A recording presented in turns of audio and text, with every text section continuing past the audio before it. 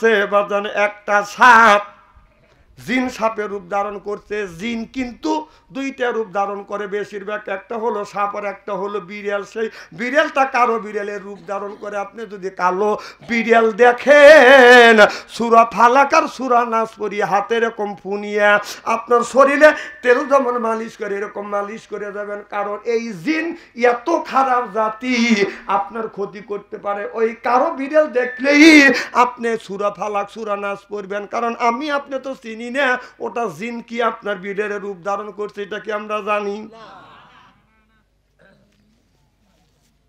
ও সাপের রূপ ধারণ করে দিনের মধ্যে কম করে যদিও হয় একবার করে বিড়াল রূপ ধারণ করে, না হয় সাপের রূপ ধারণ করে। আল্লাহর ওলি মুহাদ্দিস দেহরবি রহমাতুল্লাহ আলাইহ কোরআন তেলাওয়াত করতেছে, আর ওই জিন আপনার সাপের রূপ ধারণ করিয়া কোরআন তেলাওয়াত শুনতেছে। আল্লাহর ওলি কোরআন তেলাওয়াত করতেছে, বিসমিল্লাহির রাহমানির রাহিম।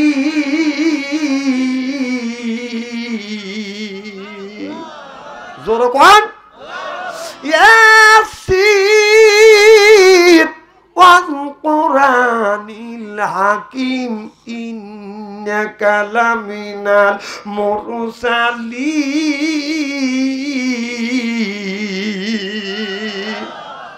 এখানে আছে ইয়া মানে হে, সিন মানে সাইয়েদ, বাংলা অর্থ হলো নেতা। হে নেতা, ওয়াল কুরআনিল হাকিম, নেতা হলো আমার নবী সাইয়েদুল কাওনাইন। সুবহানাল্লাহ বললেন না? রাহমাতুল্লিল আলামিন, খাতামুন নবিয়িন। সুবহানাল্লাহ বলেন। ওই দিকে যেতে চাই না। আল্লাহর ওলি দেহরবি রহমাতুল্লাহ আলাইহি কোরআন তেলাওয়াত করতেছে, সূরা ইয়াসিন এরকম করে পড়তেছে, কিন্তু সাপটা এরকম করে দুলতেছে। তিনি কোরআন পড়া বন্ধ দিয়ে বলতেছে, আপনি যদি জিন হন চলে যান, সাপ হলে আমার কোনো আপত্তি নাই। যখন বলছে জিন হলে চলে যান, সাপ হলে আপত্তি নাই, একবার ছাড়া তিনবার বারবার বলছে, তিনু রূপ যখন পরিবর্তন করে নাই আল্লাহর ওলি দেহরবি রহমাতুল্লাহ আলাইহি, তিনি চিন্তা করলেন এটা আপনার আসলে জিন না, এটা সাপ। আর জিন যদি হয়তো রূপ পরিবর্তন করত, পাশে লাঠি ছিলেন, লাঠি দিয়ে বাইরে এমন মারা মারছে মরিয়েই গেছে, এটা ছিল জিন। বাদান পরে দেখা গেল বাদান জিন, খবর হয়ে গেল কই আমার সন্তান কই, জিনের রাজা বলতেছে আমার সন্তান কই, নাই নাই। খবর পায়া দেখে আল্লাহর ওলি মুহাদ্দিস দেহরবি রহমাতুল্লাহ আলাইহি কোরআন তেলাওয়াত করতেছে, ওই জায়গা সাপের রূপ ধারণ করিয়া কোরআন তেলাওয়াত শুনছে। আল্লাহর ওলি বাইরে তাকে মেরে ফেলছে। জিনের রাজা খেপে গেছে, যাও কোথায় আল্লাহর ওলি দেহরবি রহমাতুল্লাহ আলাইহি আছে তাকে তুলে আনো। আল্লাহর ওলি মুহাদ্দিস সাহেবকে বাদান তুলে জিনের বাদান জায়গায় নিয়ে গেলেন। আল্লাহর ওলি লক্ষ্য করে দেখে শত শত নয় হাজার হাজার জিনের সামনে খাড়া করছে। আল্লাহর ওলি দেহরবি রহমাতুল্লাহ আলাইহি বাদান থরথর করে কাঁপতেছে, আর মনে হয় আর আমি জানে বাঁচব না। আমার ভাইয়েরা আমার, এবার জিনের বাদশা বলতেছে, তুমি জানো হত্যা করেছো কাকে, মেরে ফেলছো আমার কলিজার টুকরো সন্তানকে মারছো। আপনার কোন ব্যক্তি যদি বাবার সামনে যদি বাদান ছেলেকে মেরে ফেলে, বাবা জীবন চলে যাবে কিন্তু ছাড়িয়া দিবে না, কি কম দিবে?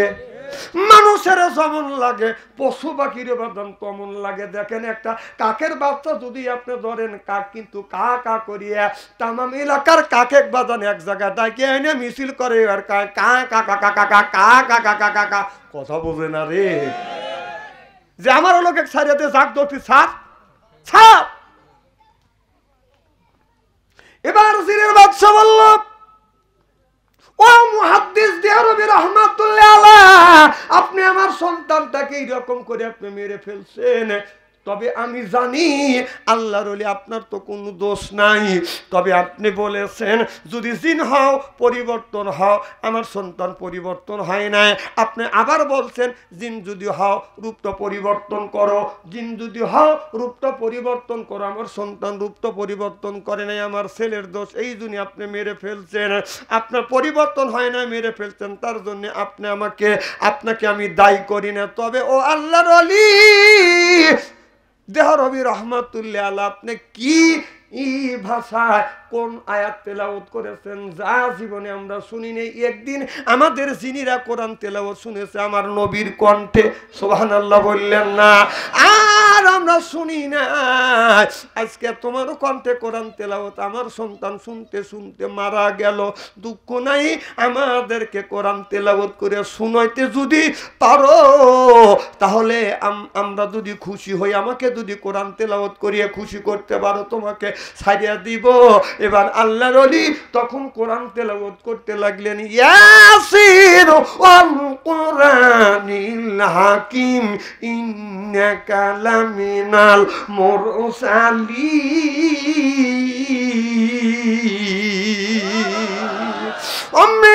যত গুণে জিন আছে সব জিন গুণে এরকম করে হেলতে লাগলেন, দুলতে লাগলেন। তারা এত মজা কোনোদিন বাদান শোনে নাই। আল্লাহর নবী যেদিন জিনেদের কাছে যা বাদান কোরআন তেলাওয়াত করেছে, আপনার ইন্না সামিয়ানা কোরআনান আযাবা, ও আল্লাহর ওলি ওই দিন এই আয়াত আল্লাহর নবী যখন আল্লাহর নবীর জবান থেকে শুনছিলেন, অনেক সমস্ত জিন সঙ্গে সঙ্গে কলমা পড়ে মুসলমান হয়ে গেছে। ও আল্লাহর ওলি দেহরবি রহমাতুল্লাহ আলাইহি এই কোরআনের আয়াত, কোরআনের তেলাওয়াত আজকে মধুর কণ্ঠে আমরা হাজার হাজার জিনের মাঝখানে বসে বসে তুমি কোরআন তেলাওয়াত করতেছো, আমাদের কলিজাটা ঠান্ডা হয়ে গেছে। আমরা তোমাকে মুক্ত করে দিলাম, সিল্লে এখন মারহাবা। নারে তাকবীর। আল কোরআনের আলো, আল হাদিসের আলো, নারে তাকবীর। বাদশা সারাইর তিনি ছিলেন বাদান মানুষ, আর আকলিমা হচ্ছে বাদান একজন জিন। কথা বুঝতেছেন না? এই দুজনের মধুর মিলনের কারণে বাবা হলো আপনার আদম সন্তান, আর ওই আকলিমা হলো বাদান আপনার জিন। দুইজন বিয়ে হওয়ার পরে মাঝখান থেকে জন্মগ্রহণ করলেন যে সন্তানটা, যে মেয়েটা, তার নাম হলো রানী বিলকিস। সিল্লাইয়া কন্মার হাওয়া। যখন বিলকিসের বাবা সারাইল বিয়ে করে নাই, সারাইল শিকার করবার জন্য বাদান বন জঙ্গলে গেছে, শিকার করবে বাদানা, হরিণ খুঁজতেছে শিকার করবার জন্য। যা লক্ষ্য করে দেখে, যাইতে যাইতে লক্ষ্য করে দেখতে একটা সাদা সাপ আর একটা কালো সাপ, দুইজন বাদান মারামারি করতেছে, করতে করতে রক্ত রক্ত হয়ে গেছে বাদান। কিন্তু ওই কালো সাপের সাথে সাদা সাপ বাদান পেরে উঠতেছে না। ওইবার বাদশা সারাইলের মায়া লাগে গেল। আপনার সাদা সাপটা বাদান হালকা পাতলা, কিন্তু ওই কালো সাপটা এত কালো, এরপরে মোটা তাজা।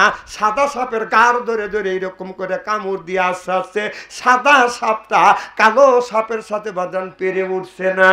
বাদশা সারাইল লক্ষ্য করে দেখে এই সাপটা তো মরে যাবে। বাদশা সারাইল একটা ডাল হাতে, লাঠি ছিলেন আপনার, যে একটা ডাল ছিলেন, এই ডাল দিয়া কালো সাপটাকে বাইরিয়া বাদান মারিয়া সাদা সাপটাকে মুক্ত করলেন। মুক্ত হওয়ার পরে কালো সাপটা যখন মরে গেল, সাদা সাপটা অমনি বাদান আপনার জিনের আকার ধারণ করলো। সিল্লে কন মারহাবা। বাদশা সারাইল চমকে উঠলেন। এবার ওই লোকটা ডেকে ডেকে বাদশা সারাইল বলতেছে, আপনি কে? বলে আমি জিন জাতি, আমি জিনের বাদশা, জিনের রাজা। বলে আপনি যদি জিনের রাজা হন, আপনি কেন এই জঙ্গলের মধ্যে আসছেন? কই আমি জঙ্গলের মধ্যে আসছি, আমি হলাম জিনের রাজা। আর যেই কালা সাপটা আমাকে মারতে চেয়েছিল এ হলো আমার উজির ছিল, কিন্তু আমার উজির আমাকে বলেছে আপনার মেয়েকে বিয়ে দিতে হবে। আমার একটা মেয়ে আছে, আমার মেয়ের নাম হলো আকলিমা। আমার আকলিমা হলো জিন জাতির মধ্যে সবচাইতে সুন্দরী। ওই জামানার মধ্যে আমাদের দেশের মধ্যে মক্কা মদিনার মধ্যে যেই মেয়েটা বেশি সুন্দর ওই মেয়েটাকে হুরে মাদিনে বলা হয়। ওই জিনের মধ্যে যেই মেয়েটা সবচাইতে সুন্দর ওই মেয়েটার নাম হলো বাদান আকলিমা। আমার মেয়ে আকলিমাকে বিয়ে করতে চায় আর আমার কে হত্যা করিয়ে এই জিনের বাদশা হতে চায়। আমি রাজি হই নাই, এই জন্য আমাকে ষড়যন্ত্র করে ডেকে এনে আমাকে মারতে চেয়েছিল।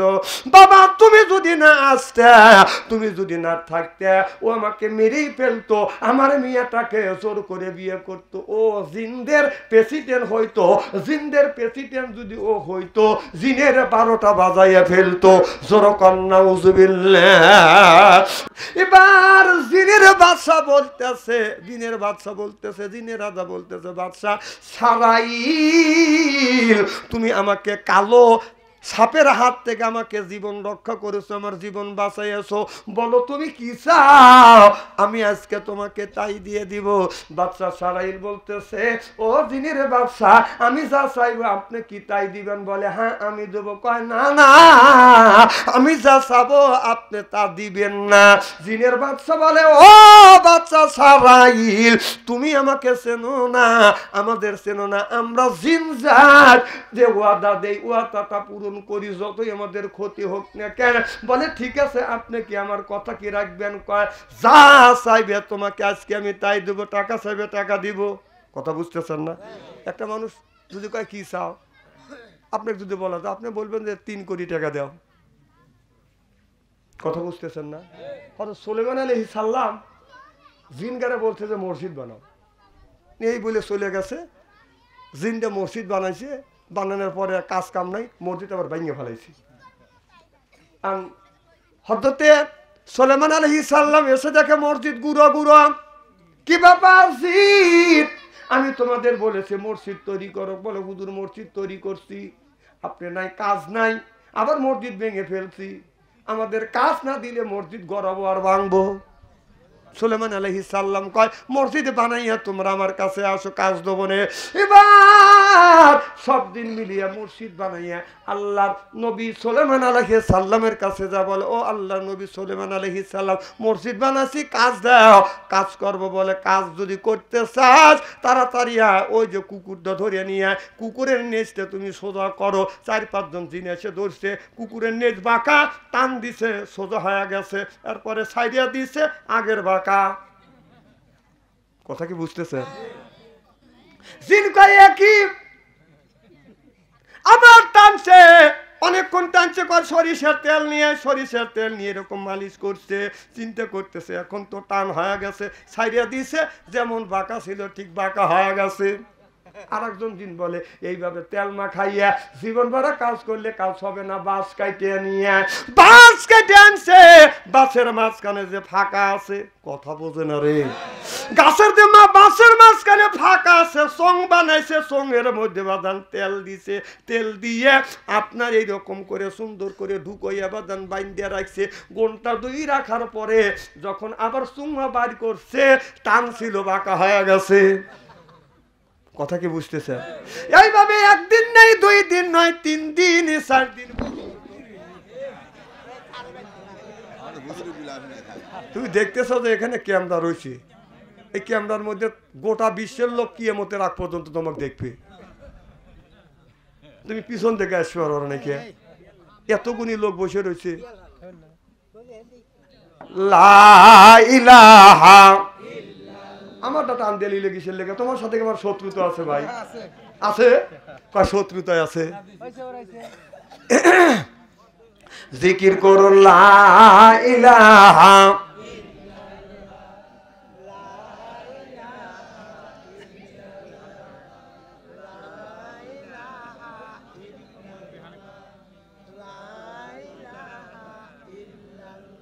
হয় না, লা ইলাহা এই কলে মার বান্ধবেলায় কাজে লাগবে মরণ বেলা এই কলে মার রৌশনীতে কবর হবে তোমার উজালা লা ইলাহা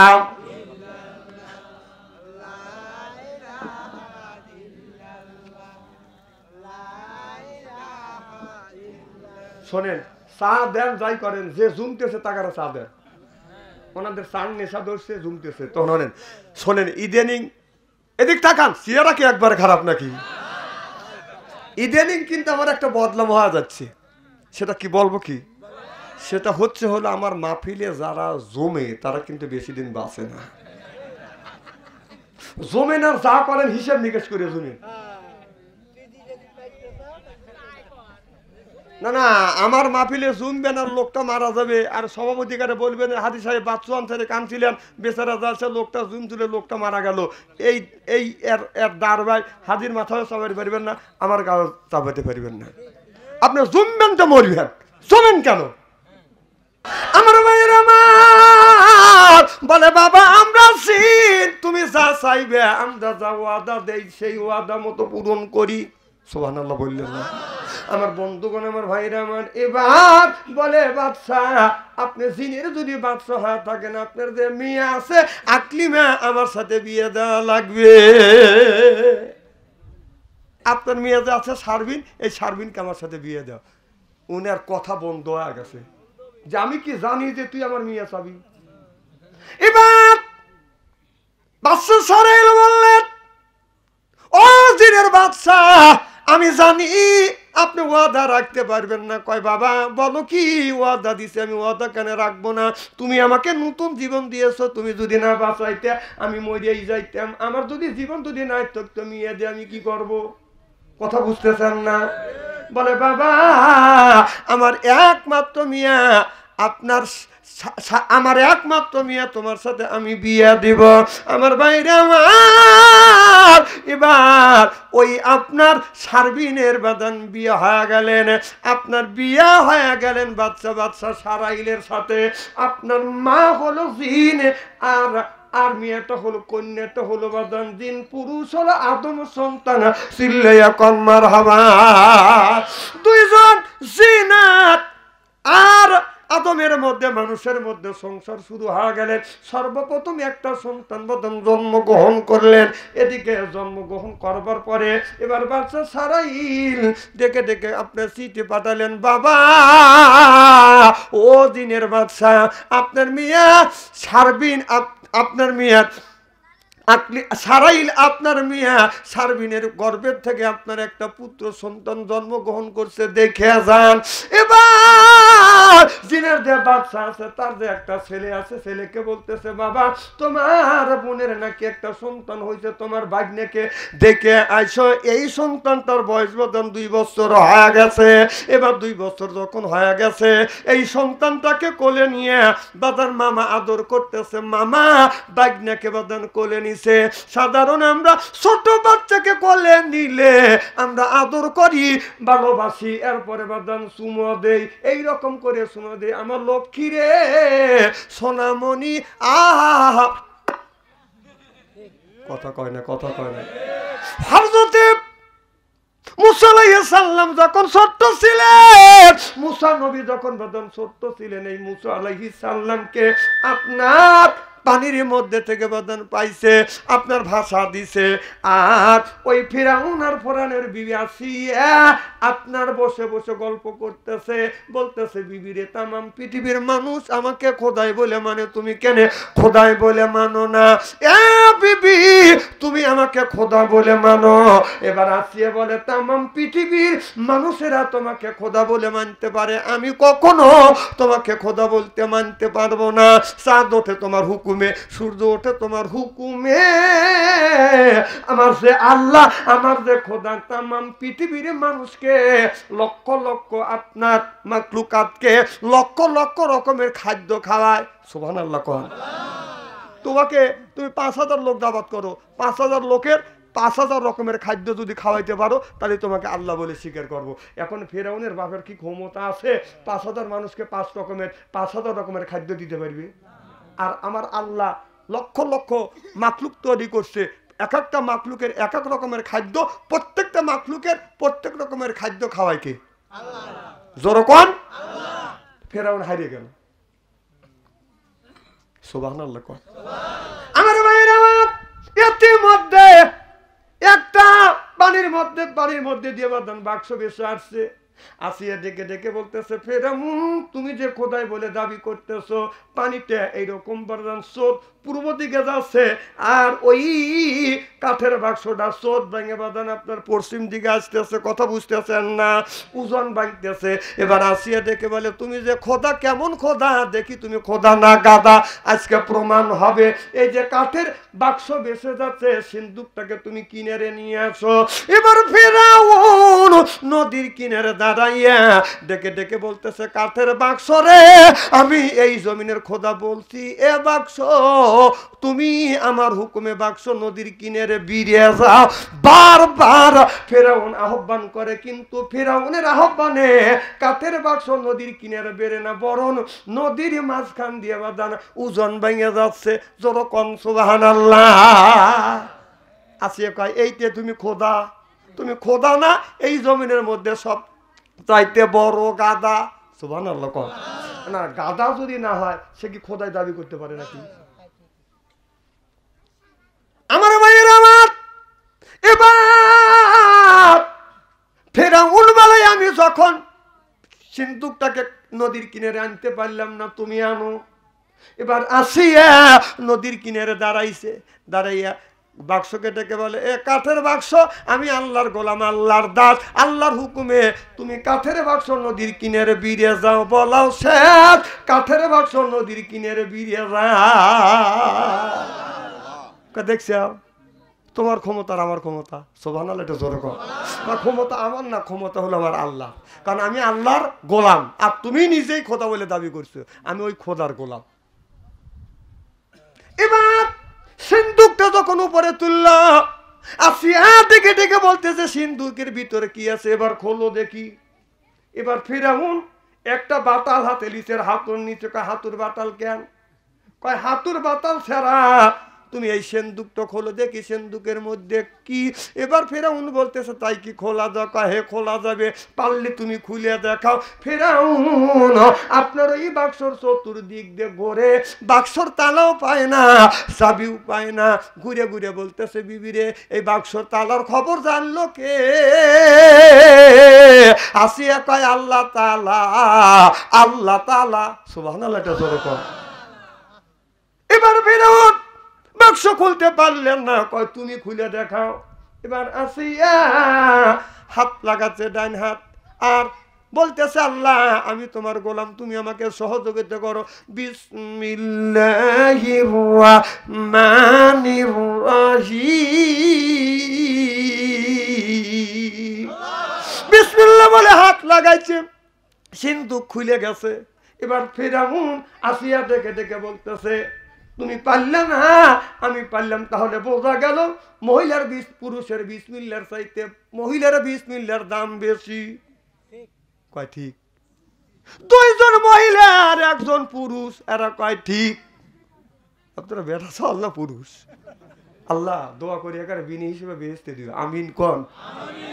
আমার ভাইয়ের আমার, এবার ফেরাউন লক্ষ্য করে দেখে চাঁদের চাইতো সুন্দর ফুটফুটে একটা সন্তান বাক্সর মধ্যে এরকম হাত দিয়ে খেলাধুলো করতেছে। এবার আসিয়া সন্তানকে দেখছে, ও আলকাইতু আলাইকা মুহাব্বাতাম। সুবহানাল্লাহ বললেন না? সেই ছেলেটাকে দেখার সাথে সাথে মুসা আলাইহিস সালামকে দেখার সাথে সাথে আসিয়ার অন্তরের মধ্যে মহব্বত পয়দা, বেটার মহব্বত পয়দা করে দিল কে? আল্লাহ পয়দা করে দিয়েছে। আসিয়া অমনি কোলে নিছে, বুকে লাগাইছে, গালে চুমো দিয়ে ফিরাউনের দিকে তাকাইয়া বলে, স্বামী আপনি এত জাহিল, আপনার ভয়ে কোন মা নিজের কলিজার টুকরো সন্তানটাকে আপনি জব করে ফেলবেন? আপনার ভয়ে সিন্দুকে বড়িয়ে নিজের কলিজার সন্তান কলিজার টুকরা সন্তানকে নদীর মধ্যে ভাসিয়ে দিয়েছে, আপনি এত নিষ্ঠুর। এবার ফেরাউন ডেকে ডেকে বলতেছে, বিবিরে আমার দেশে আইন জারি করছি, মহিলা হলে বাঁচা রাখবো, পুরুষ হলে আপনার তাকে জবাই করব। কারণ একজন মহিলা একজন এমপি গুলি ছুটাইতে পারবে না, একজন প্রধানমন্ত্রী ছুটাইতে পারবে না, আর একজন পুরুষ একটা এমপি গিরি ছুটাই দিতে পারে। চিল্লাইয়া কোন ঠিক কিনে? এই মেন্টালিটি ছিল বাদান ফেরাউনের অন্তরে। কারণ আমার খোদাইগিরি তসমস করে দিতে পারে একটা ছেলে, এই জন্য ছেলে হলে জবাই করবে, কন্যা সন্তান বাঁচিয়ে রাখবে। আর মুসা নবীর মা আপনার ভয়ে আল্লাহর হুকুমে আপনার কি করলেন, কাঠের সিন্দুকের মধ্যে ভালিয়ে আপনার ভাসাইয়া দিলেন। এরপরে ওই ফেরাউনের বাড়িতে যখন আসতেন, আসিয়া যখন কোলে লিনের আদর করতেছে, সোহাগ করতেছে, আর বলতেছে আপনি এত নিষ্ঠুর, আপনার রাষ্ট্র শাসনে মা ভয় পাইয়া নিজের সন্তানকে ভাসিয়ে দিচ্ছে। ও স্বামী এত নিষ্ঠুর। ফেরাউন বলতেছে না, এই সন্তান ভবিষ্যৎ আমার শত্রু হতে পারে, দেও সন্তানটাকে আমি জবাই করব।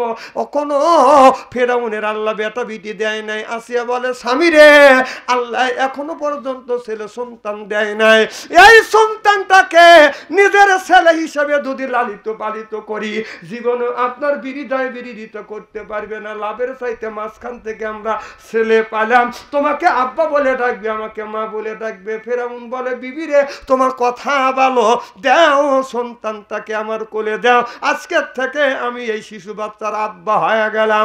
ছেলেটাকে যখন কোলে নিছে, কোলে নিয়ে সাধারণ বাচ্চাগুলো কোলে নিয়ে আমরা চুমো দেই মোহাব্বত করে, কি কন কোলে নেই কিনে চুমো দেই কিনে।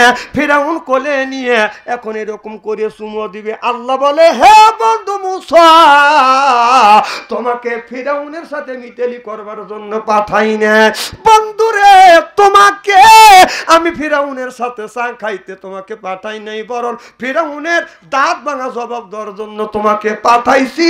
চিল্লাইয়া কন মারহাবা। এবার ফেরাউন মুসা নবীকে এরকম করে কোলে নিয়ে চুমো দিবে। আল্লাহ ডাক দে বলে, ফেরাউন রে, তুই তো জানিস না, আমি জানি এটা কিন্তু ইস্কাত খেবে না, তোর টাচ করিস না, তোর অপবিত্র মুখ লাগাস না, যদি লাগাস এই ইস্কাত খেবে না, যদি বাস্ত হয় তোর দাউস খোদাইগিরি তসমস করে ফেলবে। আল্লাহু আকবার। আমার ভাইয়েরা, কে শোনে কার কথা? যখন এরকম করে মুখের সাথে মুখ নিয়ে গালের উপর চুমো দিবে, আল্লাহ বললেন, বন্ধু রে, এ বন্ধু তুমি বৈশা থাইকো না। মুসা নবী মুঠ খুলতেছে, মুঠ খোলা ছিল, এরকম করে আস্তে আস্তে মুঠ পাকাতেছে। ফেরাউন তো দেখে নাই, দেখে কি আল্লাহ হুকুম দিছে, মুঠ পাকাচ্ছে, মুঠ পাকানে ছিল, মুঠ খুলতেছে, একটা থাপ্পড় মারবি। সুবহানাল্লাহ কয় না রে? ফেরাউন যখন মুখের কাছে মুখ নিছে, আল্লাহ কয়, খবরদার লাগাস না, লাগালে কিন্তু বাঁচতে হবে, যেই লাগাবে অমনি ঠাস করে দাবি মারছে। ফেরাউন চক্কর খাইতে খাইতে জমিনের মধ্যে পড়ে গেছে। এবার আসিয়া দৌড়া দেয়, সন্তানটাকে কোলে নিছে। এবার ফেরাউন ডেকে ডেকে বলতেছে, বিবিরে, এই ছোট বাচ্চার এত বড় সাহস, আমার গালে থাপ্পড় মারল, আর আমি সহ্য করতে পারলাম না, শীত হয়ে পড়ে গেছি, অবশ্যই বড় হলেও আমাকে ক্ষমা করবে না। কে কোথায় আছো, তোর বাড়ি নিয়ে আসে, এই সন্তানটাকে আমি জবাই করব। এবার আসিয়া সুন্দর করে বুঝেছো, আমার স্বামী ও আমার ময়না, আমার আত্মা কৌরে। স্বামীকে ঠান্ডা করার জন্য মহিলাদের 2 সেকেন্ডের কাজ, 2 মিনিটের মধ্যে মহিলারা কান দিয়া স্বামীর বিপক্ষে থেকে পক্ষে নিয়ে আসবে। এখন তো ঠিক করবি, ওয়াজ করলে আমার বাইরে যাচ্ছে, যদি আমি আরো কিছু সময় ওয়াজ করি আপনারা আসান তো, যদি আরো ঘন্টাখানি যদি আলোচনা করি, শোনার জন্য রাজি আসান? হাত তুলে দেখান তো, দেখে রাগ করবেন কারা কারা? না না, আপনাদের মন মানসিকতা খুব ভালো আছে। আমি অন্তর থেকে দোয়া করি আল্লাহ যেন জান্নাতে জানিয়ে কেমন শিখে দেয়। আমিন কোন?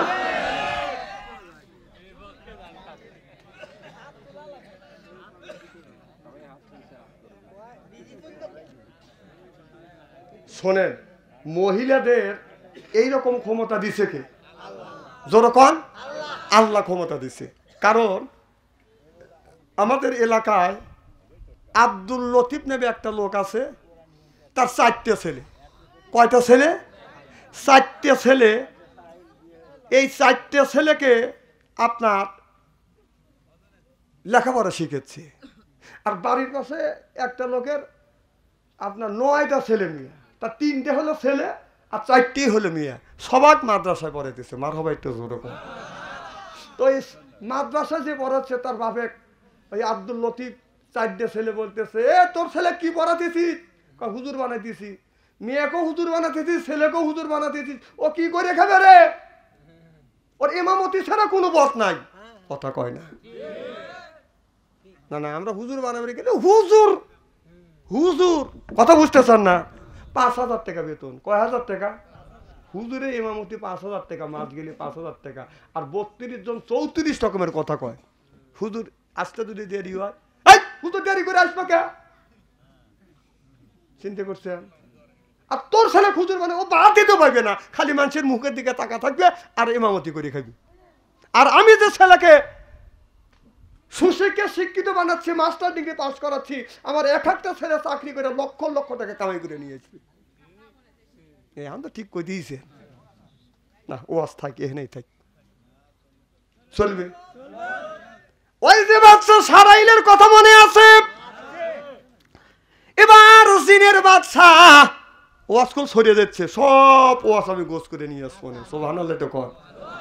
এবার ওই জিনের বাচ্চাটা যে বাদান আছে, সন্তানটা যে হইছে, মামা কোলে নিছে, কোলে নিয়ে বাদান চুমো দিছে, ছাইরিয়া দিছে। আর একটা আসিয়া ওই ছেলেটাকে বাদান মেরে ফেলছে। এবার ছেলেটা কানতে কানতে বাদ চলে গেছে। কি বাগনা কেমন দেখলে? কয় বাগনা কোলে নিছে আর একটা জিন যে তাকে হত্যা করে ফেলছে। কয় আর যাইস না। এরপরে দীর্ঘদিন পরে আর একটা কন্যা সন্তান হইল, নাম রাখলো বিলকিস। সুবহানাল্লাহ জোরে কর। এই বিলকিস যখন বড় হইল, হযরতে সুলাইমান আলাইহিস সালামের সাথে তার বিয়ে হয়ে গেল।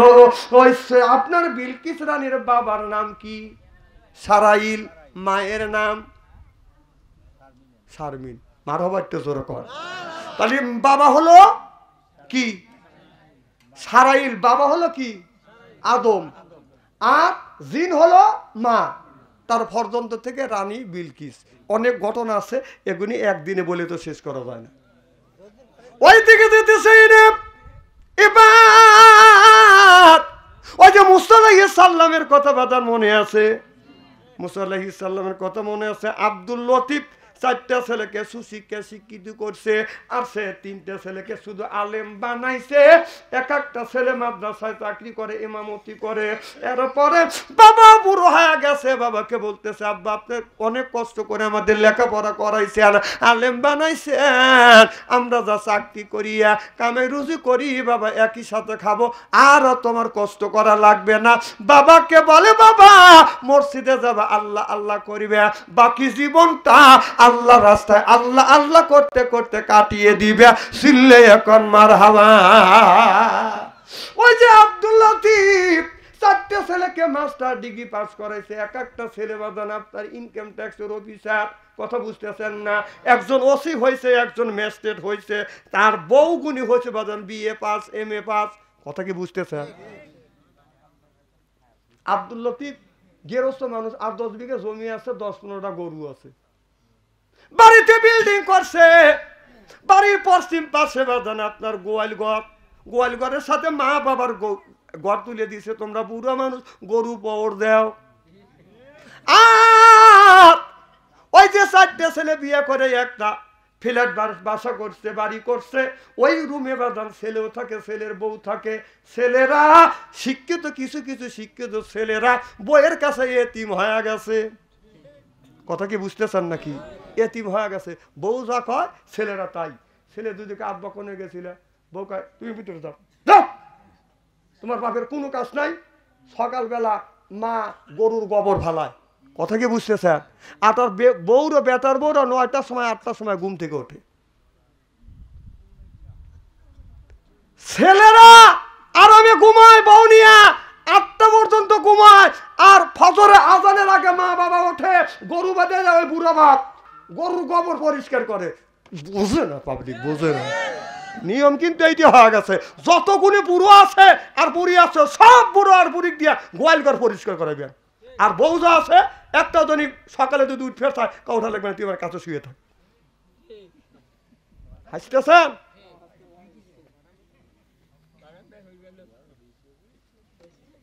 এই কিছু কিছু বউ আছে, হায় রে পাঁচির পাঁচি, ওর মুখে বাপের নামই ঠিক নেই। কে তালি তার 4টে ছেলেকে বিয়ে করাইছে, বাপ দেখতেছে যে আমি 10 বিঘে জমি করছি, 4টে ছেলে কাজ করতেছে, আর আমি কাজ করি।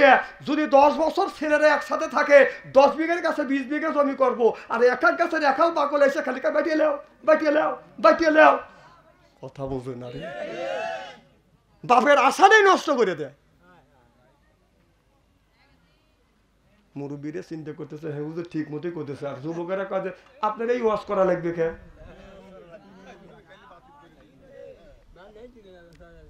আমি নিজে দেখছি মা বাবা রান্না বাড়া করে, ছেলে আর ছেলের বউ উঠিয়ে আবাদান আপনার খালি খাবার গুনি পরিবেশন করে। কথা বোঝেন না?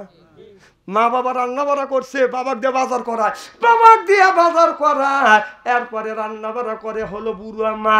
আর বাপ যখন আপনার তরকারি যখন মেইনটেইন করে, বড় বউ এসে বাদান বাইরে দেয়। কথা বুঝতেছেন না? আর তার যে ছোট একটা বোন আছে, বোনের কথাও বাদান শোনে না, পেলে ধরে রাখে। বাবাকে বাদান আপনার ওই মা খাবার দেয়, একটা চাকা দেয়, একটু ডাউল দেয়, মাকে দেয় না। বাবা বলে, বৌমা আপনার তোমার শাশুড়ি অসুস্থ হয়ে গেছে, বুড়া মানুষ, আমি তো অনেক খাইছি, তোমার শাশুড়ি তুমি দাও, একটা মাছের চাকা দিয়ে একটু গোস্ত দিও। বলে তোমার চিন্তা তুমি করো। কথা বুঝতেছেন না? সকালবেলা বাবা গরু বাঁধে দিতে দিতে গরু করে, থাম, কথা বোঝে না, ধমক দেয় না কিছু লোক, গরু দুষ্টমি করে না।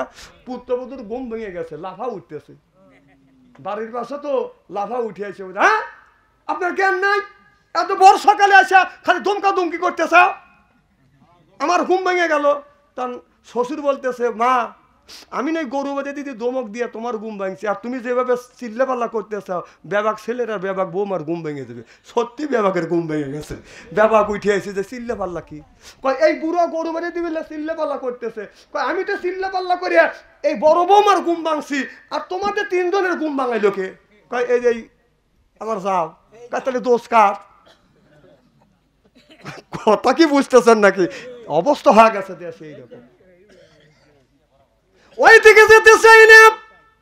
এবার ফেরাউন যখন মুখের সাথে মুখলে এরকম বাদান চুমো দিবে, আল্লাহ কয় চুমো দিস না, কিন্তু ইস্কাতকে বনস্ত চুমো দিছে, অমনি থাপ্পড় মারছে, শীতে বাদান পড়ে গেছে। ফেরাউন বলতেছে, বিবি রে দে, আমি এই সন্তানটাকে জবাই করব, ভবিষ্যৎ আমার সত্য হবে।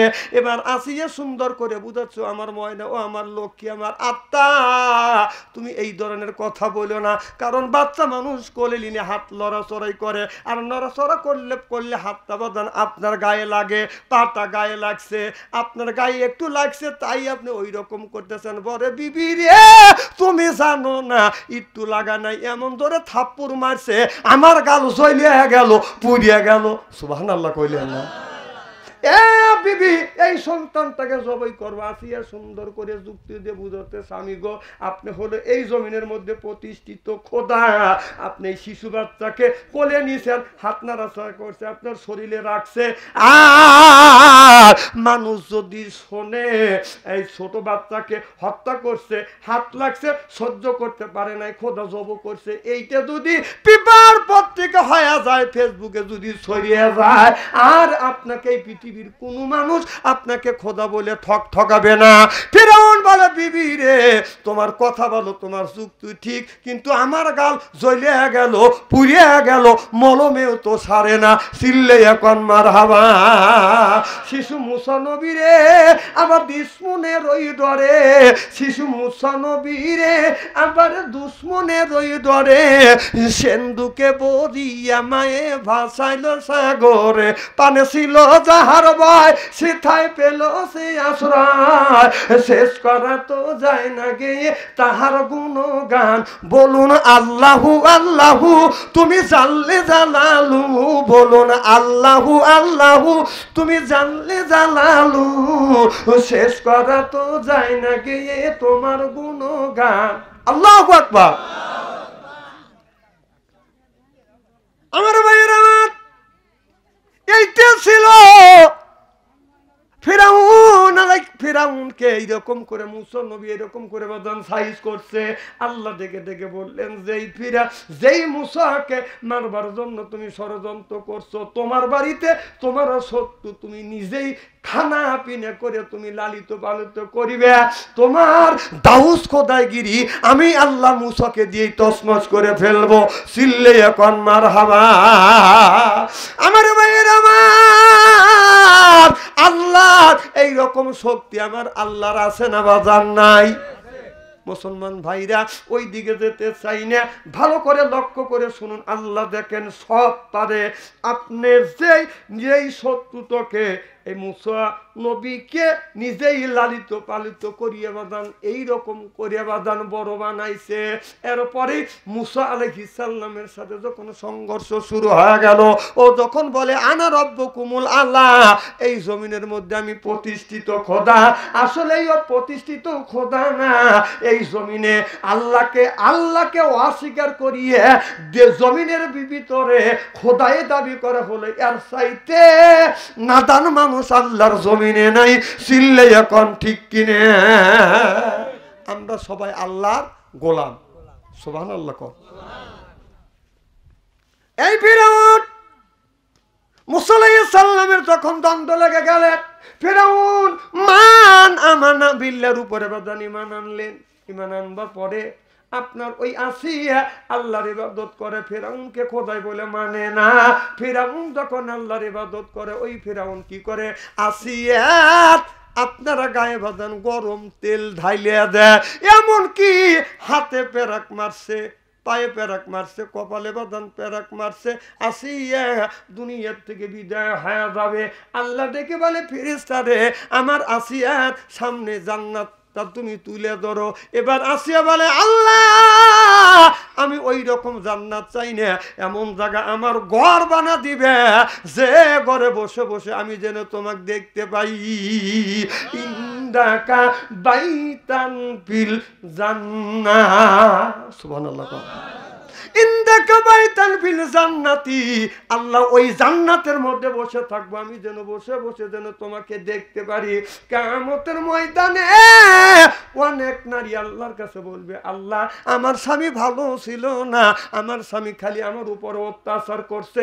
কিয়ামতের ময়দানে আল্লাহ ওই আপনার আসিয়াকে হাজির করবে। ও পৃথিবীর নারীরা তোমরা দেখো, এই যে আসিয়া যেই স্বামীর সাথে ঘর সংসার করছে ফিরআউনের সাথে, তোমার স্বামী কি ফিরআউনের চাইতে খারাপ? কয় না না, আমার স্বামী ফিরআউনের চাইতে লক্ষ লক্ষ কোটি কোটি গুণ ভালো ছিল।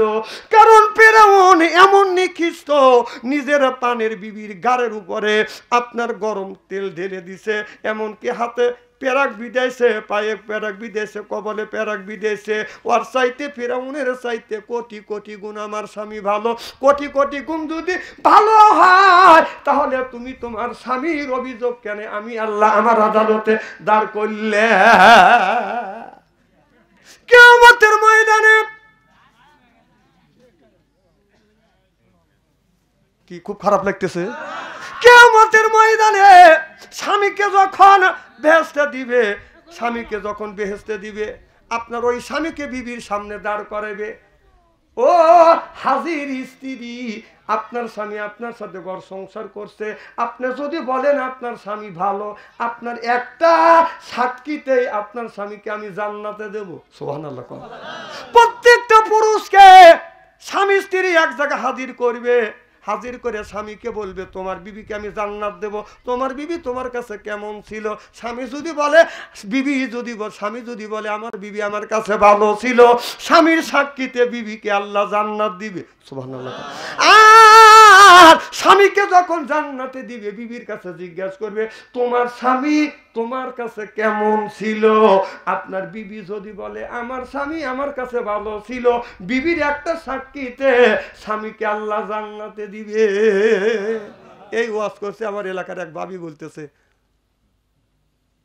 তাহলে আমার কাছে কি জিজ্ঞেস করবে? কম অবশ্যই আপনার বাইক যখন বেহেশতে দিবে আপনার কাছে জিজ্ঞেস করবে।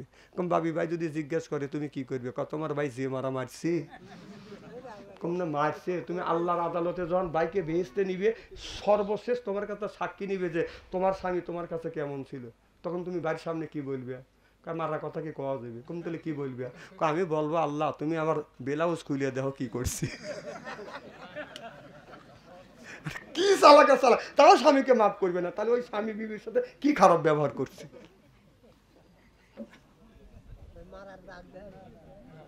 না না, মুখ দিয়ে বলতেছে না, কথা কি বুঝতেছেন? আমার ভাইয়ের আমার ভালো করে লক্ষ্য করে শুনুন, মা স্বামীর সাথে সুন্দর ব্যবহার করবেন, স্বামীর সাথে কোনোদিন দুর্ব্যবহার করবেন না।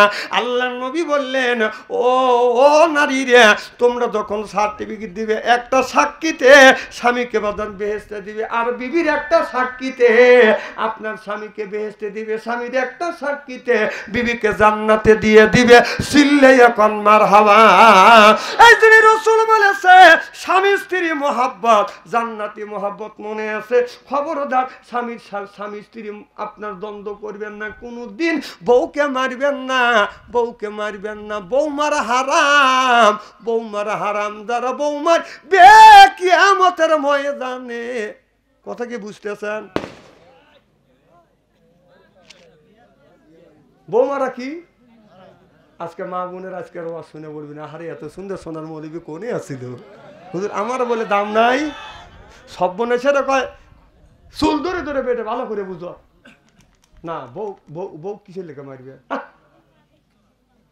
অনেক বউ আছে স্বামী বাজার করা ভুল হয়েছে, একটা আনবে আর একটা আনে নাই, এটা কো বউ কাঁদে, তোমাকে পেয়ে জানতে কইছিলাম তুমি পেয়ে জানো নাই দি।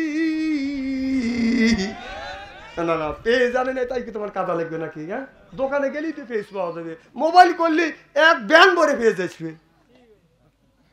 মানে কবিতা খুব সরেস। ওই যে আমি বললাম না যে 2 মিনিটের মধ্যে কান দিয়ে স্বামীকে বিপক্ষে থেকে পক্ষে নিয়ে আসতে পারে। মেয়েদেরকে চোখের পানি, অটোমেটিক চোখের পানি বের করার ক্ষমতা কে দিছে? আল্লাহ দিছে। এই এত ক্ষমতা দিছেই দেখে এত মোহাব্বত মার সাথে বাবার সাথে, ও আইসা সুমার পাইল না, 2 মাস 3 মাস সুমার পাইল না, মা বাবার কাছ থেকে ভিন্ন করার কাম শেষ। কথা কয় না, কথা কয় না। ভালো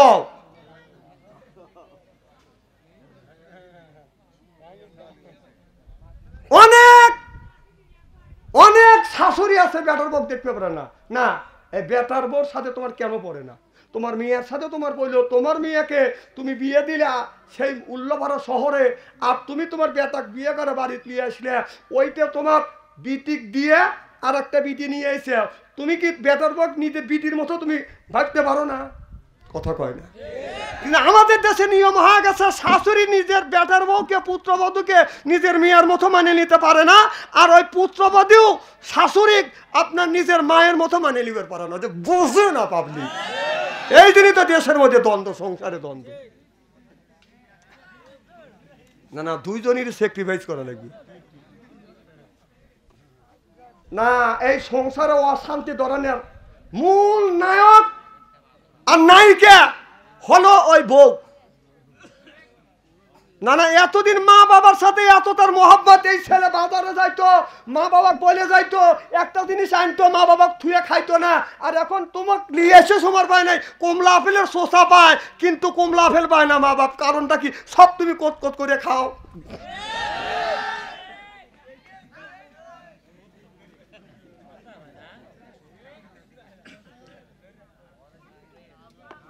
আহা, এগুলি করা যাবে না, স্যাক্রিফাইস করতে হবে।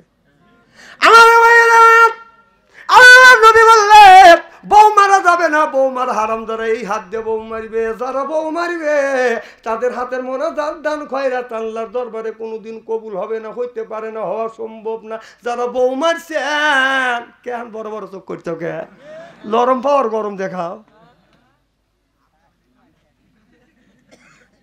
অনেক মানুষ আছে আমার মোবাইল করে কয়, হুজুর আপনার ওয়াজ শুনে ভালোই লাগে। হ্যাঁ, আপনি তো নিষেধ করেন মারা লেগে, কিন্তু আমার স্বামী আমাকে এমন মারাই মারছি, তাহলে আমার কি গতি হবে?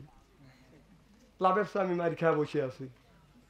আমি বললাম মা, স্বামী যদি রাগের সময় তোমাকে মারিয়া থাকে মা, ওই জায়গাটা চিহ্ন করে রাখো, স্বামীর হাতের ছোঁয়া তোমার শরীরে যেই জায়গা লাগছে, দোজখের আগুন ওই জায়গা কোনোদিন পুড়বে না। আর শুনে কয় না হুজুর ভালোই করছি। হ্যাঁ, এই যে ওয়াজ যারা শুনছে মা বোনেরা শুনে বলবিনি যে যান স্বামী মারছেন, সকালবেলা দেখবেন লাঠি একটা হাতে নিয়ে বলবিনি যে মাথার থেকে পাওয়া পর্যন্ত পেটো। কারণ তোমার হাতের একটা রহমত আছে আর বরকত আছে, যেই জায়গায় তোমার হাতের ছোঁয়া লাগবে দোজকের আগুন ওই জায়গা পড়বে না। অত চালাকি করিও না। এখন যদি তুমি মারবে তো রাগের মারা মারবে না, খালি মোহব্বতের মারা মারবে, খালি এরকম লাঠির ছোঁয়া দেবে। কথা বলছে না রে আমার ভাইয়ের। আমার আল্লাহ নবী বললেন মারামারি হয়, হওয়াই তো স্বাভাবিক। আমরা হুজুর মানুষ, মনে করেন কি আমারে কি লাগে না? আমারও লাগে, লাগে। স্বামী স্ত্রী ঝরকা লাগতেই পারে। মনে করেন না তো বাবু আনসারি পীর সাহেব হচ্ছে না, অত বড় পীর হয়নি। কিয়ামতের ময়দানে যেদিন আমি ধরা পড়ে যাবো, আমি তো মাথার মধ্যে দৌড়ি করবো। আপনারা তো আমাকে চিনবেন, বলবেন যে বাবু আনসারি এবার ধরা পড়ে গেছে আজরাইলের হাতে। তো কয় নম্বরের হুজুর আমি, আমার সিরিয়াল নম্বর কত, আমার বউ ছেড়ে আর কেউ বেশি জানে না। হ্যাঁ, আমার বউর কাছে শুনেন যে আমি কয় নম্বরের হুজুর, ওই ভালো করে জানে। আমার ভাইয়ের আমার, আর আমু জানি আমার বউ কয় নাম্বার। এটা স্বামী স্ত্রী ছাড়া কেউ কি জানে? কিন্তু কিছু কিছু লোক, মানে কিছু কিছু জিনিস একবারে জানার পরেও এগুলি চাপা দিয়ে রাখা লাগে, কারণ মান সম্মানের ব্যাপার না। আমার ভাইয়ের আমার, এবার আল্লাহ নবী বললেন ও নারী রে, স্বামী যদি রাগের সময় তোমাকে যদি আঘাত করে থাকে, মাই দিয়ে থাকে, মা স্বামী তোমাকে মারছে, এইটা যেন পাড়া প্রতিবেশী শোনে না, এমনকি তোমার যা জেনে শোনে না তোমার স্বামী তোমাকে মারছে, এমনকি তোমার বাসুর দেওর জানে শোনে না তোমার স্বামী তোমাকে মারছে, তোমার শ্বশুর আর শাশুড়ি যেন শোনে না তোমার স্বামী তোমাকে মারছে, এমনকি তোমার ছেলে মেয়ে যেন শোনে না তোমার স্বামী তোমাকে মারছে, তোমার স্বামী তোমাকে মারছে। মা এইটা যদি গোপন করে রাখো, রসুল বললেন কিয়ামতের ময়দানে তোমাদের কিছু কিছু গুনাহ আল্লাহ গোপন করে রাখবে। আর স্বামী যদি, আমার রসুল বললেন স্বামী মারছে গোপন করে রাখলে কিয়ামতের ময়দানে কিছু কিছু গুনাহ আল্লাহ গোপন করে রাখবে। এই স্বামী যদি এখন বউ যদি একটা থাপ্পড় দেয়, চেঁচা 7 বাড়ি মাথায় তোলে, ওই রাস্তার নিচে বসে কান্দের কাই সব বনাইছে তোদের এই ভিতরি,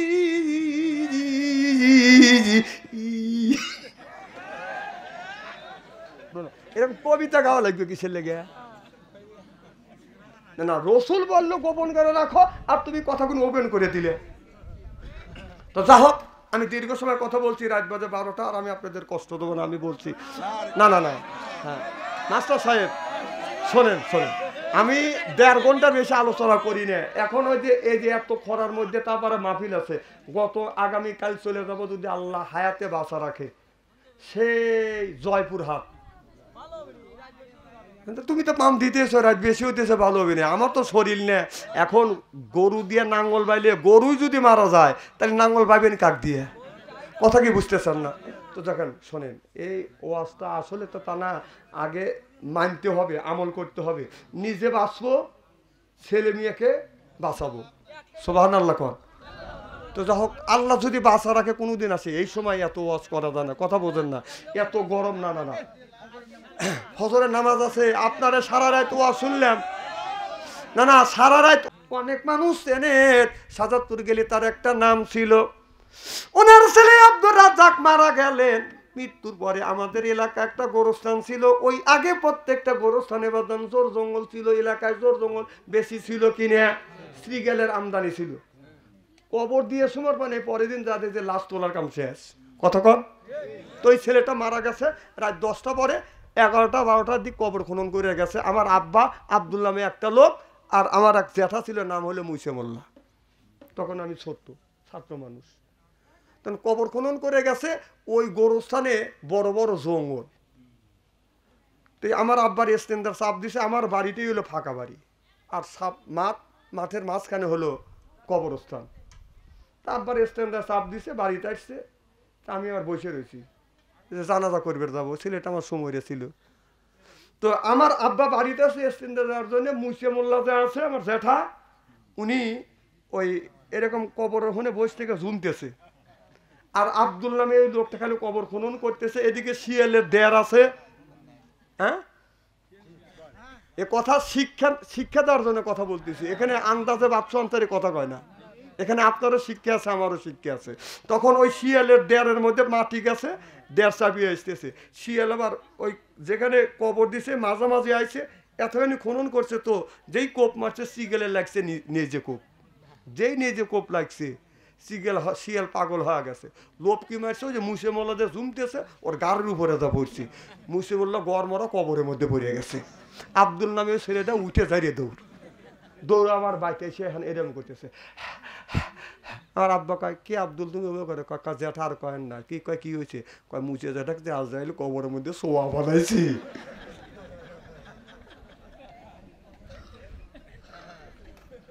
ওই মুসে মোল্লা জীবনে নামাজ পড়ে নাই, কথা বুঝতেছেন না? নামাজ পড়ে নাই, রোজাও রাখে নাই। রোজা যদি রাখছে, যারা রোজা রাখছে তাদের বলছে যার ভাত নাই সে রোজা রাখে, আবার ভাত আছে আমি রোজা রাখবো কে? পড়ে গেছে কায়দা মতে। কোথায় পড়ছে? কায়দা মতে পড়ছে। মানুষ উত্তর পাইলে মাথা দেয়, দক্ষিণ পাইলে পাও দেয়, আর উনি উত্তর পাইলে পাও দেয়, দক্ষিণ পাইলে মাথা দেয়, কায়তিও শুয়ে পড়ছি। এদিকে জোর জঙ্গল চিন চিন চিন চিন ঝিন ঝিন করতেছে, গুগড়ে বাঁচতেছে, কথা বুঝতেছেন না? এখন রবিয়াদি আসলো, কয় যে কে আব্দুল তুই এখানে কে? কয় যে মুছে যা থাকছে আউজাইল শোয়া ফালাইছি। কয় রে বাইরিয়া রে, কোষ কি? তখন ওই রাত্রিতে কে যাবে? 5-6 জন লোক সাথে নিয়ে আমু গেলাম কবরস্থানের কাছে, বিরিয়ার জঙ্গল মাঝখানে মুছে বললা শীত হওয়া পড়ে রয়েছি। তখন সব কয় যে ভিতরে ঢোকো। আমি বললাম আমি ঢোকো না। কয় তুমি বাচ্চা মানুষ, ঢোকো, তুমি নিষ্পাপ মানুষ। আমাকে আগে দিবে, আর ছোটকালে একটা ধারণা ছিল না, আগে দিবে আর আমাকে বেরিয়ে দিয়ে ধরবে, আর তোমরা পলাইবে। আমি তা যাবো না, তোমরা আগে যাও। তো এখানে বলা করতেছে, মুসে মোল্লা চিন্তা করতেছে আজরাইল তোমাকে পারিয়েই ফেলেছি। কারণ একটু পরে আজরাইল এসে ফেরেশতা এসে বলবে মান রব্বকা, বল মুছে তুই নামাজ পড়ছিস কিনে? মুছে কইছে জীবন বলে তো আমি নামাজ তো পড়িনি, রোজা রাখিনি, তাহলে তোমার 12টা বাজাইবি। তখন চিন্তা করতেছে, আসো তখন জিজ্ঞেস করবে, হ্যাঁ মুছে বল তুই কি করছিস? তখন আমি মরার পরে না মরে মরার বান ধরবো, দু একটা গুতনি মুতনি দিবে, দেখবে তা না লোকটা মরেই গেছে, তুই বাড়ি চলে যাবো। কি বুদ্ধি! এই 5-6 জন লোক গোরস্থানের মধ্যে যা দেখা যায় কবরের মধ্যে দক্ষিণ পারলে মাথা দিয়ে কাইতে শুয়ে আছে মুসে মোল্লা। ভাব করতেছে, হায় হারে মুসে মরিয়া গেছে। ওই মুসে মোল্লা চিন্তা করতেছে যেমন কা আজরাইল আলাইহিস সালাম 10-12 জন ফেরেশতা নিয়ে এসে গুতনি দিবি। তখন কবরের মধ্যে শুয়ে পড়ছে, বলতেছে যে হাত ধরো, কেউ পাও ধরো, কেউ হাত ধরছে, কেউ পাও ধরছে, যে হন্নি করছে। মুসে মোল্লা মনে মনে চিন্তা করছে এইবার আসার মারবে একটা, না এটা সহ্য করে লিখবে, কথা বুঝতেছেন না? এবার হাত ধরে, কেউ হাত ধরছে, পাও ধরছে, দড়িয়ে গোরস্থানের বাইরে বের করছে, তাই নিয়ে কথা বুঝতেছেন না? মুসে মোল্লা এখন লক্ষ্য করে দেখো, তখন তো গোরস্থানের বাইরে আসছি, লোকটা তখন বলতে ও আল্লাহ, যেই করছে ও আল্লাহ, ভাই মরা মানুষ না তা যদি তুই এরাও দৌড়।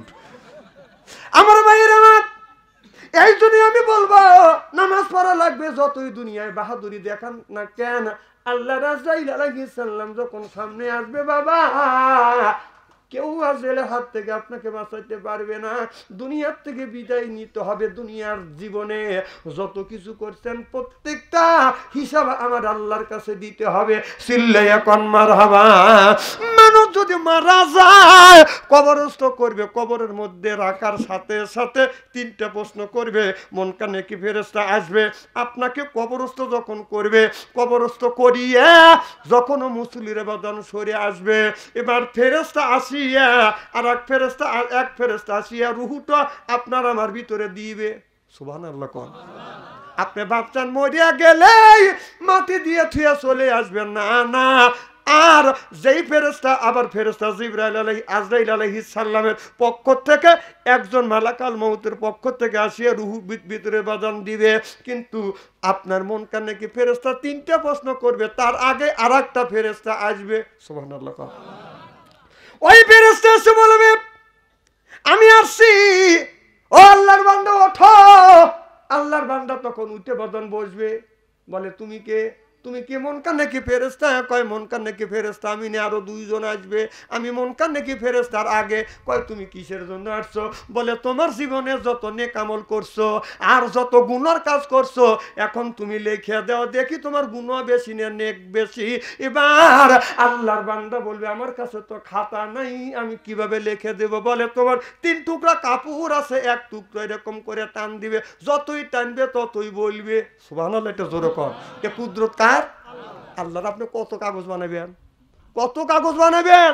আপনার কাফানের কাপড় আপনার কাগজ হবে, এও আপনার বিপক্ষে যাবে। এই কাফানের কাপড় কাগজ হবে, আল্লাহর ফেরেশতা বলবে এবার লিখতে থাকো, নেকি করছো না গুনাহ করছো বেশি। আল্লাহর বান্দা চোখের পানি ফেলে দিয়ে দিয়ে কানবে আর বলবে আমার কাছে তো কলম নাই। কয় কলমটা হলো তোমার শাহাদত আঙ্গুল। সুবহানাল্লাহ, একটা জোরে কর। এই যে শাহাদত আঙ্গুল দিয়ে খারাপ কিছু করবে জান না, এরকম করে যে খোঁটাও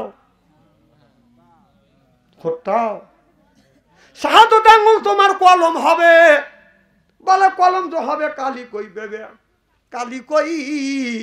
কয় গায়ের রক্ত তোমার কালি হবে, তুমি খালি আঁকাতে থাকো, অটোমেটিক রক্ত কালি হয়ে যাবে, তুমি টের পাবে না, ব্যথাও লাগবে না। লোকটা তখন এরকম করে লিখতে থাকবে আমার জীবনের এত গুণী নেক আমল, এত গুণী বদামল। আল্লাহর ফেরেশতা নিয়ে আল্লাহর কাছে চলে যাবে। এরপরে মন কানে কি ফেরেশতা আসবে, তিনটা প্রশ্ন করবে মান রব্বুকা ওমা দীনুকা ওমা নাবিয়ুকা, বলো তোমার রবকে, তোমার ধর্ম কি, তোমার নেতাকে। ওই দিন যদি সোয়ালের জবাব সঠিকভাবে দিতে পারি, কবর হবে বাদান জান্নাতের টুকরো। আর উত্তর যদি না দিতে পারি, কবর হবে বাদান জাহান্নামের টুকরো। ও মুসলমান ভাইরা, আপনি আমি যদি ইমানদার হইতে পারি, কোন ইমানদার আমলদারি মানুষ যদি বাদান কবরের মধ্যে তাকে রাখা যদি হয়, তার যে জীবনের নেক আমল আছে, এই কোন কিতাবের মধ্যে আছে, ওই আপনার ওই আমল নেক আমলটা একটা পাখি হইয়া আপনার বুকের উপরে বসবে, আর দুইটা পাখা এই রকম করে মিলে দিয়ে আপনার প্রত্যেকটা মানুষকে বাদান ওই কবরটা দুই মুঠ থেকে বাদান চাপ দিবে। কথা বুঝতেছেন না? ওই পাখি যাইয়া পাখা দিয়ে এই রকম করে আপনার দুই পাড়া এরকম করে ধরবে আর বলবে তুমি কে?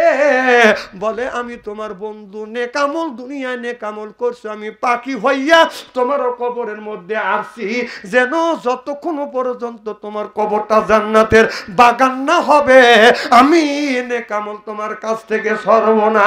চিল্লাইয়া কোন সুবহানাল্লাহ। এই জন্য নেকামল করবে, নেক আমল করলে কবরের মধ্যে নেক আমলটা আপনার বন্ধু হয়ে যাবে, একটা পাখি হইয়া আপনাকে বলবে বন্ধু ভয় পাও না, আমি তোমার নেক আমল তোমার ভয় নাই, একা রাখে আমি চলে যাব না, আমি যাব এই তোমার কবরটা জান্নাতের বাগান বানাবো। সুবহানাল্লাহ। আর বাবা মা মারা গেছে, আপনি কবরস্থ করছেন। অনেক ছেলে দেখছি মা বাবাকে কবর দিয়ে কবরের পাশ দিয়ে গান গাইতে গাইতে যায় না, যদি নিজেও যদি গান না গায়, মোবাইলে গান লাউড স্পিকার দিয়ে গান বাজাতে বাজাতে, না না, তুমি যখন কবরের পাশ দিয়ে যখন হেঁটে যাবে বাবা, তখন তুমি একটু দাঁড়িয়ে যাবা, যাই একটু সালাম দিবে, আসসালামু আলাইকুম ইয়া হালাল কবর। ও আল্লাহর বান্দারা, তোমরা কবরের মধ্যে আসছো, তোমরা আসো, তোমরাই এক সময় আমাদের মতো চলাফেরা করছো, তোমরা চলে গেছো, আমরাও একদিন তোমাদের কাছে আসবো। আল্লাহ এই আসসালামু আলাইকুম রহমতুল্লাহি বারাকাতুহু এর মানে হলো আল্লাহ যারা মারা গেছে তাদের উপরে তুমি রহমত বর্ষিত করো। চিল্লাইয়া কোন সুবহানাল্লাহ। ওই মুর্দারা, আপনি যদি ছেলে হন, হেঁটে যান, কবরের মধ্যে থেকে তারা সব কিছু দেখতে পায়, ডেকে ডেকে বলে বেটা রে, কবরের পাশ দিয়ে যাচ্ছ, একটু দাঁড়িয়ে যা, সূরা ইখলাস 3 বার পর, আউযু বিল্লাহ বিসমিল্লাহ পর, 4টা কলেমা পর, ও বাবা নবীর উপরে দরুদ পাঠ করিয়া আমাদের নামে একটু দোয়া কর বাবা, আমরা মা বাবা অনেক অসহায় আছি বাবা, দুনিয়ার সব নেক আমল বন্ধ হয়ে গেছে। আল্লাহর কলি গোরস্থানে গেছে, যায়া দেখে আপনার কবর জিয়ারত করবে, এমন সময় কবরের মধ্যে থেকে কোরআন তেলাওয়াতের আওয়াজ শোনা যাচ্ছে। আল্লাহর ওলি বলল, কে গো আপনি কবরে আপনার জীবন ধন্য কোরআন তেলাওয়াত করতেছেন? বলে আমি ৭০,০০০ খতম দিয়েছি, এই কবরের মধ্যে থেকে কোরআনের খতম ৭০,০০০ বার দিছি। এবার আল্লাহর বান্দা কবরের মধ্যে থেকে বলে, ও আল্লাহর ওলি, আমি ৭০,০০০ বার কোরআন খতম করছি কবরের মধ্যে থেকে, আমার 70,000 বার কোরআন খতমের সওয়াব আমি তোমাকে দিয়ে দিলাম। আর দুনিয়ায় জীবত থেকে একবার সুবহানাল্লাহ বলছো, সুবহানাল্লাহ নেকি গুনি তুমি আমারে দিয়ে দাও। অর্থাৎ আপনার কোটি কোটি বার যদি কবরের মধ্যে থেকে যদি কোরআন তিলাওয়াত করেন একটাও নেকি পাবেন না, সওয়াব পাবেন না, কল্যাণ পাবেন না। দুনিয়ার মধ্যে থেকেই একবার যদি সুবহানাল্লাহ বলেন আর কবরের মধ্যে তামাম কবরবাসী যদি কোরআন তিলাওয়াত করে, আপনার একটা সুবহানাল্লাহ ওজনের চাইতে আপনার ওই কোটি কোটি মানুষ যদি কোরআন তেলাওয়াত করে একবার সুবহানাল্লাহ, আর সুবহানাল্লাহর সওয়াব এক পাল্লায় দিবেন। আর কোটি কোটি বার আপনার কোরআন তেলাওয়াত করছে আর এক পাল্লায় দিবেন, দেখবেন সুবহানাল্লাহর নেকির পাল্লা ভারী হয়ে যাবে। এই জন্য দুনিয়া থেকে আমল করতে হবে, মারা গেলে সব নেক আমল বন্ধ হয়ে যায়। তবে একটা জিনিস যা থাকে সেইটা হলো দান খয়রাত সাদকা জারি। আপনি বেশি বেশি করে গাছ লাগাবেন, বেশি বেশি করে দান খয়রাত করবেন, মসজিদে দান খয়রাত করবেন। যতদিন এই দুনিয়া থাকবে মুসল্লিরা নামাজ পড়বে, সিজদা করবে। এই সিজদার জায়গাটা কিয়ামতের ময়দানে আল্লাহর আদালতে হাজির হয়ে যাবে।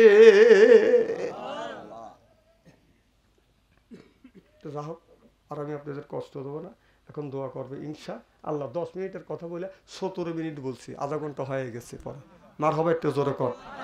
যদি আল্লাহ বাঁচা রাখে, যদি আসি একটা ওয়াজ করবো। সেই ওয়াজটা করবো কি, একই দিনে 2 ভাই জন্মগ্রহণ করছে, একই দিনে মারা গেছে।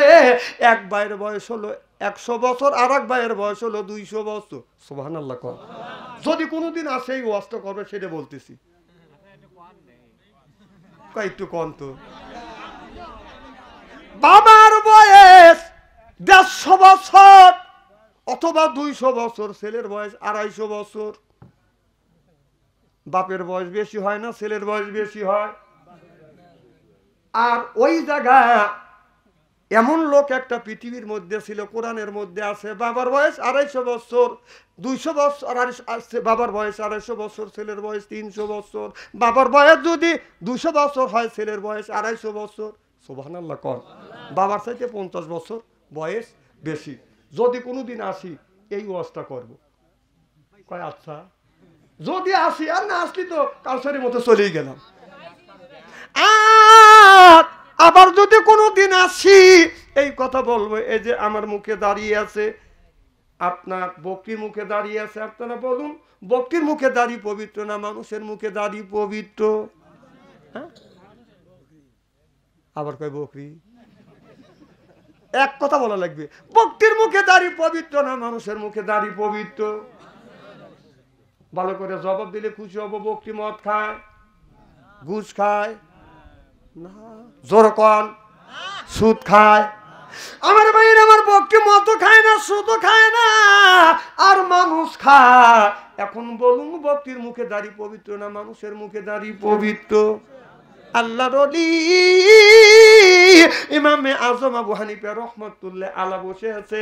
একজন বুড়ি মা একটা বরকি ধরে নিয়ে গেছে, বক্তির মুখে দাঁড়িয়ে আছে।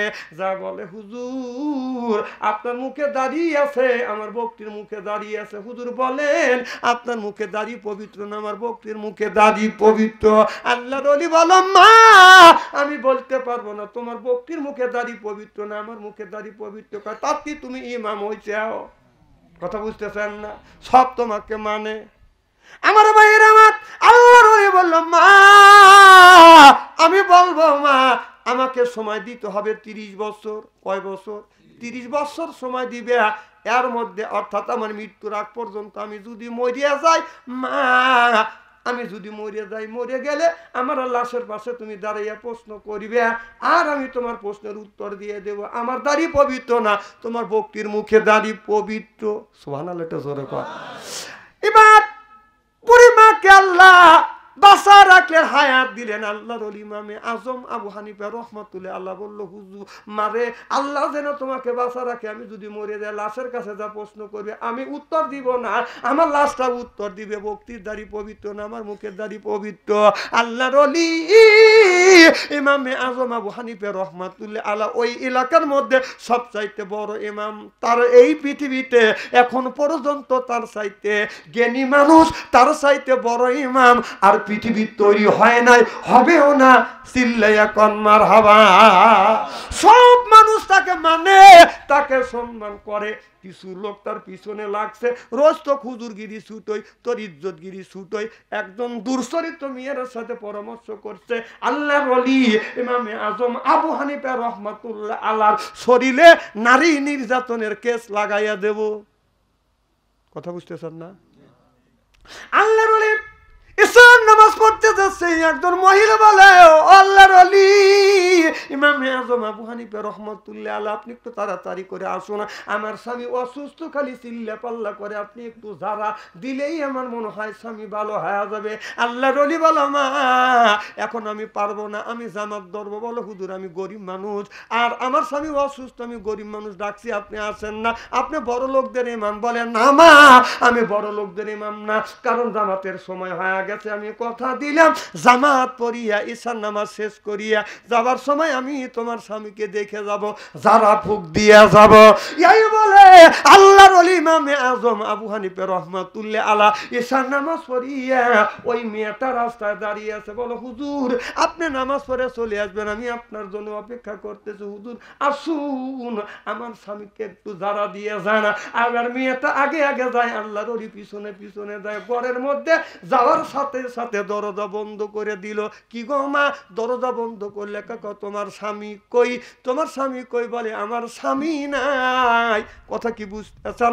আল্লাহর ওলি কই ঘরের মধ্যে বাজান আটকাইলেন। আটকানোর পরে এলাকার অনেক মানুষকে বাজান হাত করছে, বললো কি চাও? আল্লাহর ওলি ইমামে আজম আবু হানিফা রহমাতুল্লাহ আলাইহি এই মেয়েটার ইজ্জত নষ্ট করতে গেছে। মেয়েটাকে জিজ্ঞাসা করতেছে কি গো মহিলা আল্লাহর ওলি কি করছে? কয় আমার স্বামী নাই, আল্লাহর ওলি সুযোগ পাইছে ঘরের মধ্যে ঢুকছে, আপনারা যদি না আসতেন আমার ইজ্জত নষ্ট করতো। নাউজুবিল্লাহ একটু জোর কর। দেখেন আল্লাহর ওলি ইমামে আজম আবু হানিফা রহমাতুল্লাহ আলাইহি তাকেও নারী নির্যাতনের কেসে ফেলাইতেছে। আল্লাহর নবী মুসা আলাইহিস সালামের জামানায় মুসা আলাইহিস সালামকে নারী নির্যাতনের কেসে ফেলাইছিলেন। একজন নারীকে ডেকে ডেকে বলতেছে এই মহিলা এসে বলতেছে আমার ইজ্জত নষ্ট করতে চাইছে। কয় কে? কয় আল্লাহর নবী মুসা আলাইহিস সালাম। ও মুসা তুমি নবী হইয়া নারীদের ইজ্জত কেন তুমি এরকম নষ্ট করতেছো? মুসা নবীকে আমরা কোমর পর্যন্ত গাড়িয়ে দুনিয়ার থেকে বিদায় করে দেব। ইসলামের নিয়ম হলো নারী নির্যাতনকারী যদি ধরা পড়ে কোমর পর্যন্ত গাড়িয়ে পাথর মারিয়া সংসার করিয়ে দেওয়া হবে। এবারে মুসা আলাইহিস সালামকে হাজিরি করলেন আসামি বানাইয়া। মেয়েটা হলো বাদান আপনার বাদী, মুসা আলাইহিস সালাম হলো বাদান আসামি। অনেক মানুষ পরামানিকেরা বাদান মোসে তাও দিচ্ছে। কোথাও বুঝো না রে, এরকম প্রধান আছে না নাই? এই ধরনের প্রধান আপনাদের গ্রামে নাই কে? আমাদের সাদাতুর শহরে আছে অনেক। এবার মুসা আলাইহিস সালাম আল্লাহর কাছে বলে আল্লাহ সব সাক্ষী বানাইছে, সাক্ষী সাজাই খারাপ লাগতেছে নাকি? তাহলে মোনাজাত করে আল্লাহুম্মা আমিন। কে হাত তোলেন না কে? আপনারা আবদার করছেন, আমি ওয়াজ বাড়া দিচ্ছি।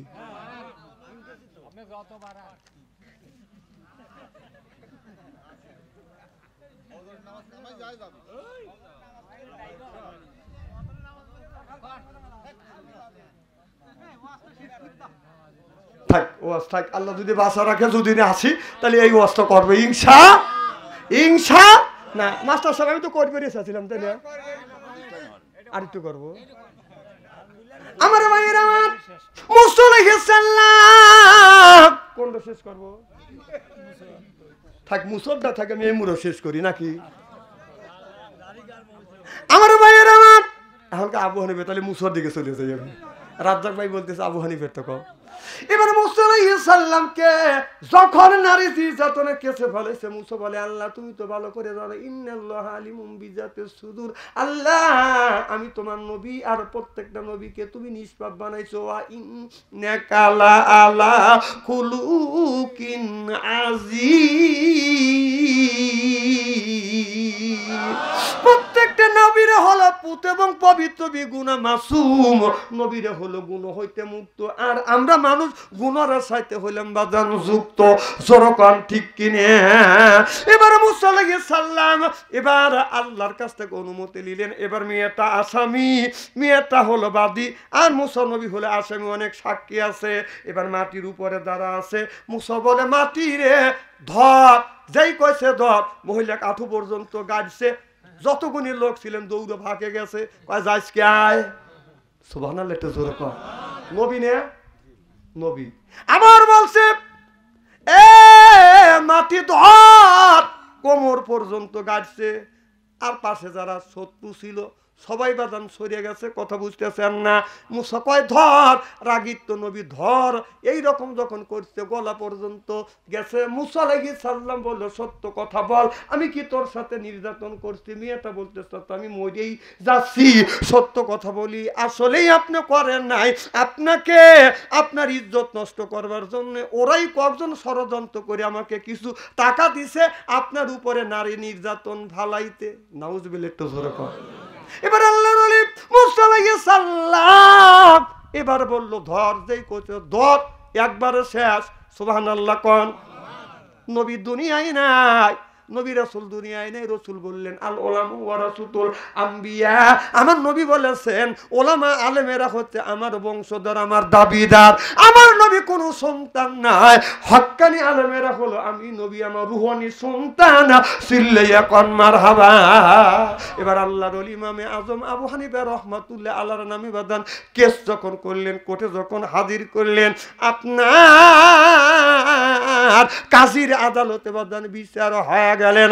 বিচার কাজীর আদালতে বাদান দাঁড় করলেন। কাজীর আদালতে দাঁড় করছে আসামির, বাড়িতে খবর চলে গেল আল্লাহর ওলি ইমামে আজম আবু হানিফার স্ত্রী তো ভালো করে জানে আমার স্বামী কেমন। দুনিয়ায় সব মানুষ যদি না জানে, বিবি ভালো করেই জানে আমার স্বামী কেমন, কথা বুঝতেছেন না। আমি কয় নম্বরের স্বামী আমার বিবি ছাড়া কেউ জানে না, আর আমার বিবি কয় নাম্বার সে কথা তো আগেই বলে গেছি, কথা বুঝতেছেন না। ওই দিকে যেতে চাই না, সব অস্ত করছি। এবার আল্লাহর ওলি ইমামে আজম আবু হানিফা রাহমাতুল্লাহ আলাইহির বিবি তো সব জানেন আমার স্বামী চরিত্রমান, এর মতো মানুষ আর কোনোদিন হয় না। আল্লাহর ওলি তাহাজ্জুদের নামাজের ওযু দিয়ে ফজরের জামাত আদায় করছে।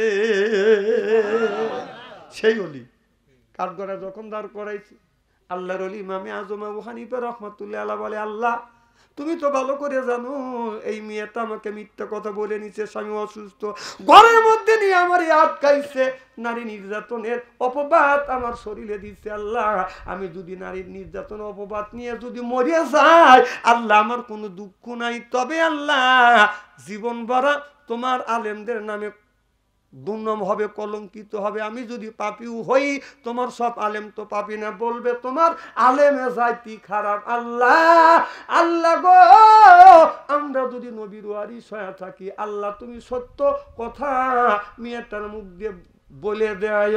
এবার মেয়েটা যখন আসামির কাঠগড়ায় দাঁড়িয়েছে, আল্লাহর ওলি বলতেছে গো মা একটা কথা শোনো, আমার একটা কথা শুনিয়ে তুমি এই কাজীর কাছে বর্ণনা দাও। তবে মা কুল্লু নাফসিন যায়কাতুল মউত, মরণের হাত থেকে কেউ বাঁচতে পারে নাই, পারবেও না। মানে তোমার বয়স যদি এখন 20 হয়, আর নাই তুমি 100 বছর বেঁচে থাকবে, তোমার মরতে হবে। জিন্দেগির সব হিসাব আল্লাহর কাছে তিল তিল করে দিতে হবে মা। ওই দিন আজকে তুমি মানুষের কাছে আমাকে অপমানিত লাঞ্ছিত করলে, কিয়ামতের ময়দানে আল্লাহর আদালতে আমি তোমার নামে মামলা দায়ের করব। আর আমি আলেম যদি হয়ে থাকে, যদি মামলা দায়ের করি, আল্লাহর আদালত থেকে আপনি মাপ পাবেন না। আপনি একটা মানুষের কষ্ট দিলেন, হাজি সাহেব কেস হয় কিনা।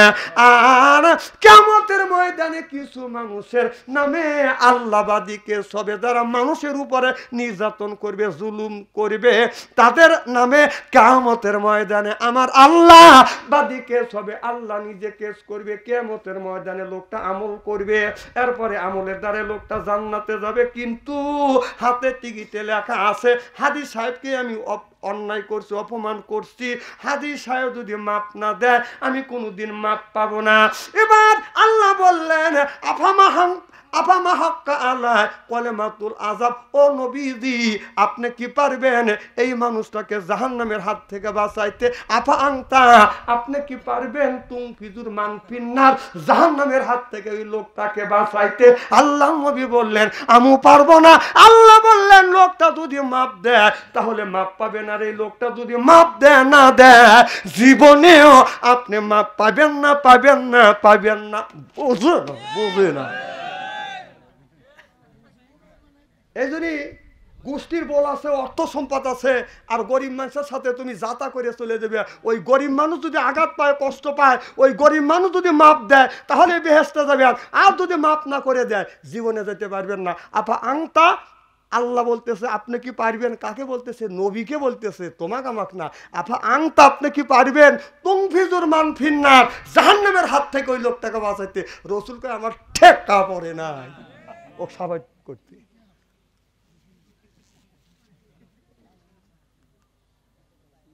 মাস্টার সাহেবের কথা তো আমি ওভারটেক করে ফেলছি, আর টান দিবে পারবো না, আর এক টান দেন। একে আমি সিগারেট খাইতেছি নাকি? দেখছেন সিগারেট আমার ওখানে একজন সিগারেট খাইতেছে, কাজে বাইলে না তুমি আর একটা টান দেও। এরা তো বোঝে না, খালি এরা মেজাল বাজায়। শোনেন, আমরা যা বলি আপনারা যা শ্রবণ করেন, বক্তা শ্রোতা উভয়কে যেন আমল করা তৌফিক দেয়। এখন মাস্টার সাহেব অল্প সময় দুইটা কথা তাবারক আছে, তাবারক নিয়ে আসেন, এর মধ্যে মাস্টার সাহেবের কথা শেষ, তাড়াতাড়ি শেষ করে দেন।